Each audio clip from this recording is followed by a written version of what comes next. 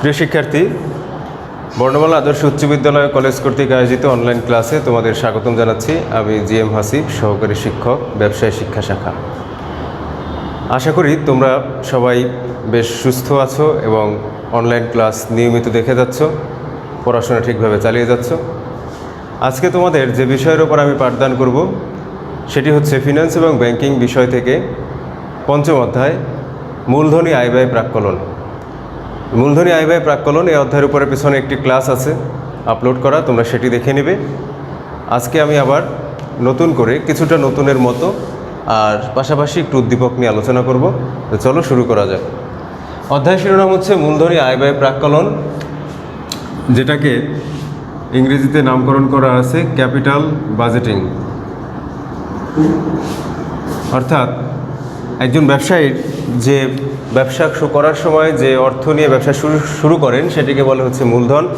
এই মূলধনকে বাজেট করা, অর্থাৎ কোন খাতে কোন অর্থ ব্যয় হবে এবং কিভাবে সেই অর্থ ব্যয় করলে কোন পথে আগালে সেখান থেকে সঠিক মুনাফা অর্জন করা সম্ভব হবে, এটি সম্পর্কে একটা বাজেট বা এটি সম্পর্কে একটা পরিকল্পনা প্রণয়নই হচ্ছে মূলধন বাজেটিং।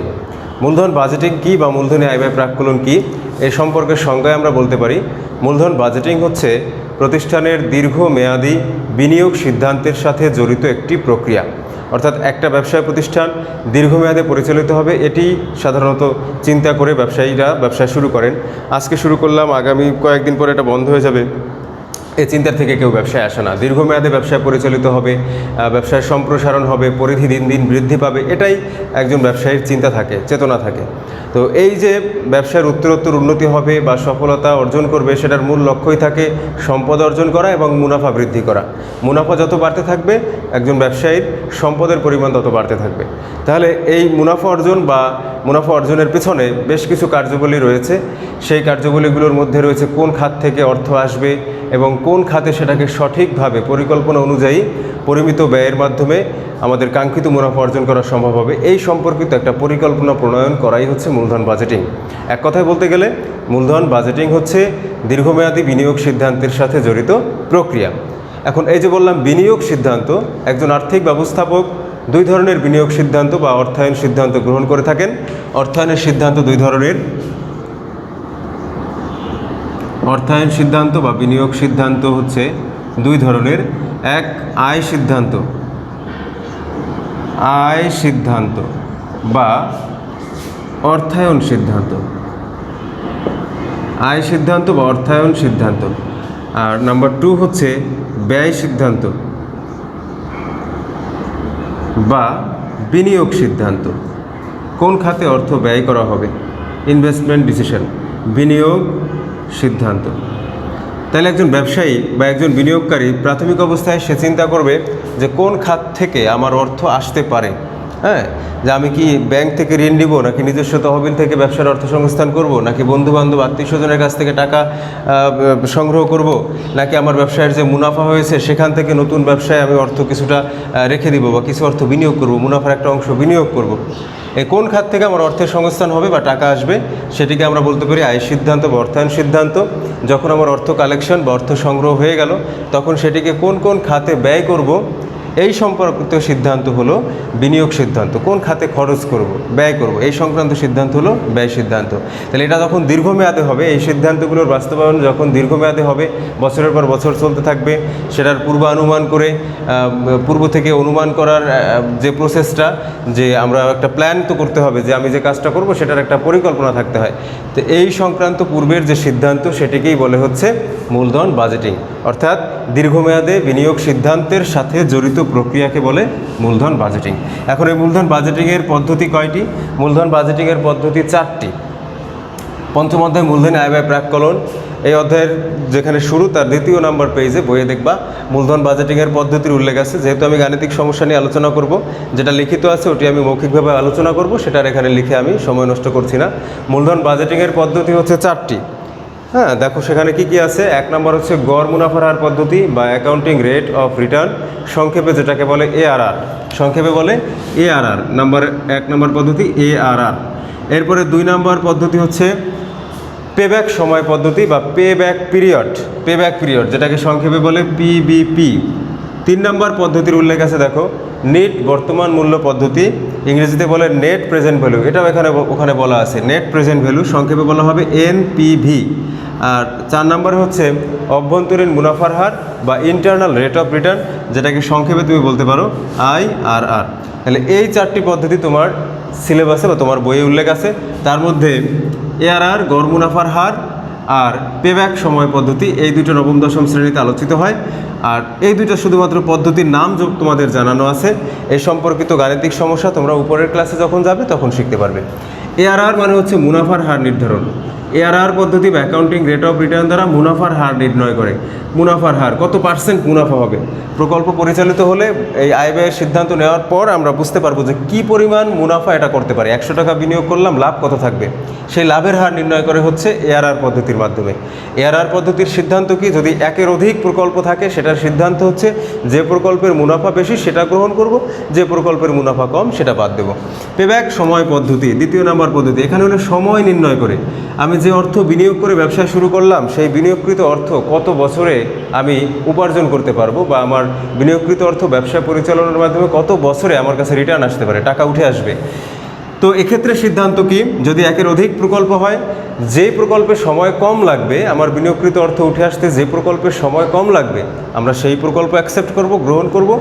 আর যে প্রকল্পের সময় বেশি লাগবে, একটি লেন্দি প্রসেস হবে, সময় বেশি লাগবে, সেই প্রকল্পটা আমরা সিদ্ধান্ত নিতে গেলে যে যদি বলে যে কোনটা তুমি গ্রহণ করবা, 2টা প্রকল্প তোমার কাছে আছে, এই তথ্য আমরা দেখব, যেটার সময় বেশি লাগবে সেটা আমরা নিব না, সেটা গ্রহণ করব না, আর যেটার সময় কম লাগবে সেটা আমরা কন্টিনিউ করব বা পরিচালনা করব। ঠিক আছে, এই হলো কথা। এবার দেখো গ নাম্বারে কি বলছে, উক্ত প্রকল্পের গড় নিট মুনাফা নির্ণয় করো। গড় নিট মুনাফা, তো নিট মুনাফার গড় করতে বলছে, তাহলে সেজন্য আগে কি করতে হবে, আগে প্রত্যেক প্রকল্পের নিট মুনাফা জানা দরকার। নিট মুনাফা জানার পরে না আমি গড় করতে পারবো। তাহলে আমি গ নাম্বারে লিখি নিট মুনাফা নির্ণয়। মুনাফা কত হয়েছে এটা আমরা কিভাবে জানতে পারি, একটু সাধারণভাবে চিন্তা করো। আমার বিক্রয় তো আমার একটা, যখন আমি কোনো পণ্য বিক্রি করি সেটার মধ্যেই আমার লাভের অংশ থাকে। কতটুকু লাভ করেছি সেটা কিভাবে বের করব, সেই বিক্রয় মূল্য থেকে আমার যা যা খরচ হয়েছে সেটা বাদ দেবো। তাহলে বিক্রয় মূল্য থেকে যা যা খরচ হয়েছে সেটা বাদ দেওয়ার পরে যেটা পাবো সেটা প্রকৃতপক্ষে নেট মুনাফা বা প্রকৃত মুনাফা। তাহলে এখন আমরা এখানে কি করতে পারবো, একটু ছকটা তোমাদের মাথার মধ্যে নাও। বিক্রয় থেকে যাবতীয় খরচ বাদ দিব, ঠিক আছে, বিক্রয় থেকে যাবতীয় খরচ বাদ দিব। তো সেই কাজটা যেখানে করব সেই ঘরের নাম হলো বিবরণ। এরপর আমার যতটা বছর থাকবে ততটা বছরের জন্য ততগুলো ঘর হবে, বছর 1, বছর 2, বছর 3 এবং বছর 4। দেখো 4টা বছরের জন্য আমার এখানে যেহেতু 4 বছরের তথ্য দেওয়া আছে, 5 বছর থাকলে 5 লিখতাম, 6 বছর থাকলে 6 লিখতাম, যত বছর তত। তাহলে প্রথমত হচ্ছে বিক্রয়, প্রথম বছর আমার বিক্রয় আছে 2,50,000, দ্বিতীয় বছর আমার বিক্রয় আছে 2,80,000, তৃতীয় বছর বিক্রয় 3,20,000 এবং চতুর্থ বছরে বিক্রয় হচ্ছে 4 লাখ টাকা। এই হচ্ছে আমার বিক্রয়। এখান থেকে মাইনাস চলতি খরচ, দৈনন্দিন যে সকল খরচ কারবারে সাধারণত হয়ে থাকে, হ্যাঁ, দৈনন্দিন প্রতিনিয়ত যে খরচ, চলতি খরচটা কিন্তু পরিবর্তনশীল। এক্ষেত্রে কি বলা আছে যে চলতি খরচ বলা আছে বিক্রয়ের 10%। প্রত্যেক বছর আমার যে বিক্রয় সেই বিক্রয়ের 10%, এখানে কত হবে, 10%-এ হবে 25,000।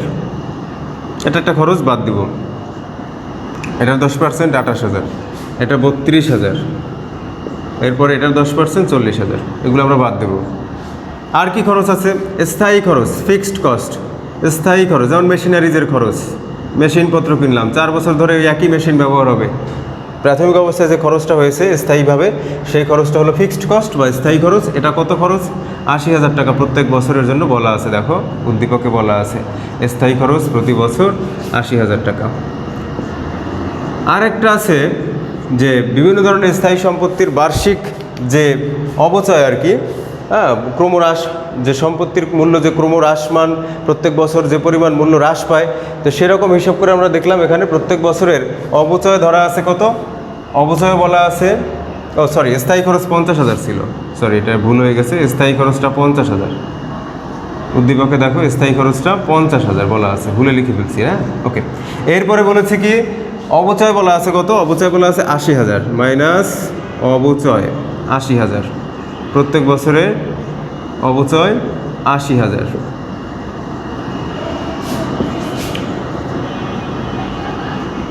আচ্ছা গেল। এরপরে এই তিনটা জিনিস বাদ দিলে পরে এই তিনটা জিনিস স্থায়ী খরচ, চলতি খরচ, অবচয়, এই তিন জিনিস বিক্রয় থেকে বাদ দিলে আমরা পাবো হচ্ছে মোট মুনাফা। মোট মুনাফা, এই মুনাফার উপর কর ধরে, মুনাফার উপরে যেহেতু কর নির্ধারণ করে, কর বাদ দেয় মুনাফা থেকে, এই জন্য এই মোট মুনাফার আরেক নাম হচ্ছে করযোগ্য মুনাফা। করযোগ্য মুনাফা উদ্দীপকে অনেক সময় এই মোট মুনাফা দেওয়া থাকে, তারপরের কাজগুলো করতে হয়। তো সেখানে অনেক সময় বলতে পারে যে করযোগ্য মুনাফা প্রথম থেকে চতুর্থ বছরের করযোগ্য মুনাফা এত এত এত, তখন তোমাকে বুঝতে হবে করযোগ্য মুনাফা মানে হচ্ছে মোট মুনাফা। এটার আরেক নাম আছে কর পরবর্তী, কর পূর্ব মুনাফা। কর পূর্ব মুনাফা যেহেতু কর ধরার আগে। আচ্ছা ফাইন, কি কি আসতে পারে, কি কি কথা থাকতে পারে বলে দিলাম। এবার আমরা এগুলো মাইনাস করি। 2,50,000 মাইনাস 25,000 মাইনাস 50,000 মাইনাস 80,000, এটা হয় 95,000 টাকা মোট মুনাফা। দ্বিতীয় বছর কত? 2,80,000 মাইনাস 28,000 মাইনাস 50,000 মাইনাস 80,000, এটা হয় 1,22,000। এরপরেরটা কি আছে? 3,20,000 মাইনাস 32,000 মাইনাস 50,000 মাইনাস 80,000, 1,58,000। এরপরেরটা আছে কত? 4,00,000 মাইনাস 40,000 মাইনাস 50,000 মাইনাস 80,000, 2,30,000। দেখো প্রত্যেক বছরের মুনাফা হয়ে গেছে। মুনাফা হয়ে গেলে পরে এখান থেকে আমরা কি বাদ দেব? কর বাদ দিব, মাইনাস কর। মুনাফার উপরে কর নির্ধারিত হয়, কর ধরা হয় মুনাফার উপরে। যদি কোনো বছর দেখতে যে মুনাফা হয়নি, এখানে বিক্রয় থেকে অন্য খরচগুলো বাদ দেওয়ার পর এখানে একটা মাইনাস মান চলে আসছে, মুনাফা হয় না, প্রথম বছর বা দ্বিতীয় বছর যে কোনো বছর মুনাফা না হয়ে যদি ক্ষতি হতো, ক্ষতির উপরে কর ধরা লাগে না, ক্ষতির উপরে কর ধরবো না আমরা। এখানে প্রত্যেক বছর মুনাফা হয়েছে, এজন্য আমরা মুনাফার উপরে কর ধরবো। কত? 20%, 20%। 95,000 টাকার 20% হবে 19,000, 19,000। এরপরে আছে 1,22,000, 1,22,000 ইন্টু 20%, এটা হবে 24,400। 24,400। এরপরে এটা হবে কত? 1,58,000, 1,58,000 টাকার হবে 1,58,000 ইন্টু 20%, 31,600। এরপর আছে 2,30,000, এটার 20% হবে 46,000। তাহলে আমরা কর বাদ দিব। কর বাদ দিলে যেটা পাবো, আমাদের যা যা খরচ ছিল সব কিছু কিন্তু বাদ দেওয়া হয়ে গেছে। তাহলে এটাকে আমরা বলতে পারি নিট মুনাফা। এটা বাদ দেওয়ার পরে যেটা পাবো সেটা হচ্ছে নিট মুনাফা। নিট মুনাফা 95,000 টাকা থেকে 19,000 বাদ দিব। 95,000 টাকা থেকে 19,000 বাদ দিলে থাকবে 76,000। 1,22,000 টাকা থেকে মাইনাস করব 24,400, 97,600। 1,58,000 টাকা থেকে বাদ দিব 31,600, 1,26,400, 1,26,400। 2,30,000, 2,30,000 টাকা থেকে বাদ দিব 46,000, 1,84,000, 1,84,000। দেখো তাহলে প্রত্যেক বছরের নিট মুনাফা আমরা পেয়ে গেলাম। দেখো নিট মুনাফাটা কীভাবে আসলো? কর বাদ দেওয়ার পরে। তাহলে এটাকে আমরা কি বলতে পারি? কর পরবর্তী মুনাফা। আর এক নাম হচ্ছে কর পরবর্তী বা কর আরোপিত। ঠিক আছে, কর পরবর্তী, কর আরোপিত, অথবা আরও আছে কর সংযোজিত, কর সমন্বয়কৃত, বিভিন্নভাবে হতে পারে কথাগুলো, না এগুলো তোমাকে বুঝতে হবে। কর সমন্বয়কৃত মানে কি? মানে কর অ্যাডজাস্ট হয়ে গেছে, করের টাকা বাদ দেওয়া হয়ে গেছে। ওকে, তাহলে আমরা কি পেলাম? নিট মুনাফা পেলাম। এবার আমরা কি করতে পারবো? নিট মুনাফার বলেছে কি যে গড় নিট মুনাফা বের করো। সুতরাং গড় নিট মুনাফা, গড় নিট মুনাফা, এই যে ৭৬,০০০ টাকা প্রথম বছরের, ৯৭,৬০০ টাকা দ্বিতীয় বছরের, তারপরে ১,২৬,৪০০ তৃতীয় বছরের এবং চতুর্থ বছরে ১,৮৪,০০০ টাকা। এটাকে ভাগ দিব আমরা মোট বছরের সংখ্যা ৪ দিয়ে। ৪ দিয়ে ভাগ করলে যেটা হবে সেটাই আমাদের গড় নিট মুনাফা। ৭৬,০০০ প্লাস ৯৭,৬০০ প্লাস ১,২৬,৪০০ প্লাস ১,৮৪,০০০। এটাকে ভাগ দিব ৪ দিয়ে, ১,২১,০০০, ১,২১,০০০। ঠিক আছে, এগুলো যোগফলকে ৪ দিয়ে ভাগ করলাম, আসলো কত? ১,২১,০০০। তাহলে আমরা গ নাম্বার পেয়ে গেলাম। গড় নিট মুনাফা নির্ণয় করতে বলছে, আমরা গড় নিট মুনাফা পেলাম কত? ১,২১,০০০। এরপর বলছে উদ্দীপকের প্রকল্পের ARR নির্ণয় করো, মানে অ্যাকাউন্টিং রেট অফ রিটার্ন, গড় মুনাফার হার নির্ণয় করতে বলছে। গড় মুনাফার হারের সূত্র কি আগে ব্যাখ্যা করা আছে আগের ক্লাসে। গড় মুনাফার হারের সূত্র হচ্ছে গড় নিট মুনাফা ডিভাইডেড গড় বিনিয়োগ ইন্টু ১০০। গড় নিট মুনাফা ডিভাইডেড গড় বিনিয়োগ ইন্টু ১০০। গড় নিট মুনাফা তোমার গ নাম্বারে বের করা হয়ে গেছে। তাহলে বাকি কি? ঘ নাম্বারের জন্য প্রথমে বের করতে হবে গড় বিনিয়োগ, যেহেতু এটা এখনও বের করা হয়নি। গড় বিনিয়োগের সূত্র কি? প্রাথমিক বিনিয়োগ প্লাস অবশিষ্ট মূল্য, উদ্দীপকে উল্লেখই থাকবে অবশিষ্ট মূল্য যদি থাকে, ভাগ ২। সূত্রে সবসময় ২, যত বছরই থাকুক না কেন। অনেকে মোট বছর দিয়ে ভুল করে ভাগ দেয়, না মোট বছর না, যতগুলো বছর থাকুক না কেন সূত্রই হলো এটা, প্রাথমিক বিনিয়োগ প্লাস অবশিষ্ট মূল্য ভাগ ২। প্রাথমিক বিনিয়োগ কত বলা আছে? ৮ লক্ষ টাকা, ৮ লক্ষ টাকা। অবশিষ্ট মূল্য এখানে দেওয়া নাই, 0, ভাগ ২ কত হবে? ৪ লক্ষ টাকা। গড় বিনিয়োগ কত? ৪ লক্ষ টাকা। এবার আমরা সূত্র লিখি। সুতরাং ARR মানে কি? গড় মুনাফার হার, অ্যাকাউন্টিং রেট অফ রিটার্ন। উপরে কি বসবে? গড় নিট মুনাফা, নিচে বসবে গড় বিনিয়োগ ইন্টু ১০০। তাহলে গড় নিট মুনাফা আমরা গ নাম্বারে পাই কত? ১,২১,০০০। ১,২১,০০০ এটা আমরা গ থেকে পাই, গ হতে। পরীক্ষায় তো এটা তো আমি রেখে দিচ্ছি, পরীক্ষায় তো তোমরা মুছে ফেলবা, নতুন অপশন নতুন অঙ্ক, ঠিক আছে। ডিভাইডেড গড় বিনিয়োগ কত? এই যে ৪ লক্ষ টাকা মাত্র পেলাম নোট থেকে, ইন্টু ১০০ কত হয় দেখি তো? ১,২১,০০০ ভাগ ৪ লক্ষ, 0.3025 ইন্টু ১০০, 30.25%, অর্থাৎ শতকরা মুনাফার হার কত? গড় মুনাফার হার হচ্ছে 30.25%। অর্থাৎ এই প্রকল্পে ১০০ টাকা বিনিয়োগ করলে 30.25 টাকা সে প্রকল্প থেকে লাভ পেতে পারে, প্রফিট বা মুনাফা পেতে পারে, ঠিক আছে। তো আশা করি তোমরা এই উদ্দীপকের অনুযায়ী এই গাণিতিক সমস্যাটার সমাধান নিজেরাই বুঝতে পেরেছো। এবার আমি তোমাদের এই আঙ্গিকে একটা হোমওয়ার্ক দিয়ে দেই, খুব কঠিন কিছু না, এখানে একটু চেঞ্জ করে দিব শুধুমাত্র। এই যে 18 লক্ষ টাকা, ঠিক আছে, আর এখানে 2,50,000 না, এখানে প্রথমটা 4,50,000, এরপরে 5,80,000, এরপরেরটা 5,20,000, আর এখানে 7 লাখ টাকা। চলতি খরচ বিক্রয়ের 10% ওটা থাকুক, স্থায়ী খরচ 1,50,000 টাকা প্রতি বছর, অবচয় প্রতি বছর 1,80,000 টাকা, কোম্পানির কর হার 30%, ঠিক আছে। এটা হলো নতুন একটা হোমওয়ার্ক তোমাদের HW, এই অঙ্কের মতো করে নিজেরা পাশাপাশি ভালোভাবে আগেরটা বুঝবে, তারপর এটা করবে। তো প্রিয় শিক্ষার্থী, আশা করি তোমরা ক্লাসটি উপভোগ করেছো।